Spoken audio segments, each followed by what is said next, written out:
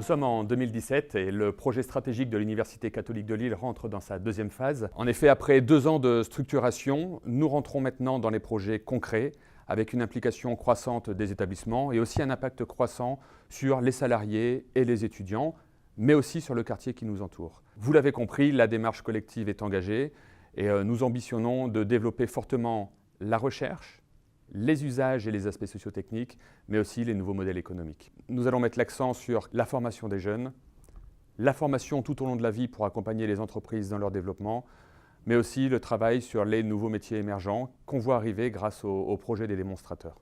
Le deuxième point, c'est la sensibilisation des habitants, des salariés, des étudiants, via des démarches participatives. Alors ces démarches, elles se font à l'échelle du campus comme au niveau du quartier, avec des forums ouverts, avec des actions, avec des stands, des clubs, tout ce qui peut servir à poursuivre l'action au quotidien. Et le troisième point, la recherche qui se structure aujourd'hui autour de chaires. On a vu apparaître la chaire énergie, habitat, environnement sur des aspects sciences de l'ingénieur. On a une nouvelle chaire des facultés qui arrive, la chaire extra.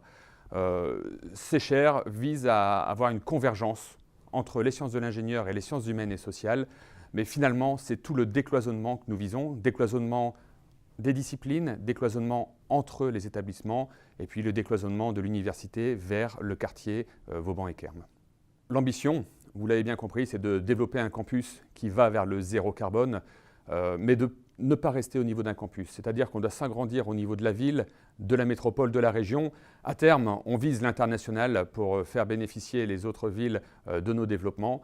Et pour réaliser tout ça, on a 3 types de projets, des projets à court, moyen et long terme. Alors le court terme, c'est l'animation au quotidien, c'est emmener les gens dans le projet et ce sont tous les petits gestes qui permettent de faire des gains et de l'efficacité énergétique. Le moyen terme, c'est la mise en place de démonstrateurs qui sont nos bâtiments sur lesquels nous effectuerons nos tests et le vivrons en vrai avec des gens qui vivent à l'intérieur. Et puis le long terme, c'est ce que Pierre Giorgini inclut dans son programme de 2e mandat, c'est-à-dire aller vers un campus zéro carbone à l'horizon 2035. Je vous propose de nous mettre au travail pour contribuer au développement de ces nouveaux modèles de société. Et pour réussir, on va devoir le faire tous ensemble, c'est-à-dire que nous allons avoir besoin du soutien des entreprises, de soutien financier, on est sur des projets à plusieurs millions d'euros, et on va avoir besoin de l'accompagnement de tout le monde, de la région, des élus, de tous les acteurs, pour réussir cette transition énergétique et sociétale.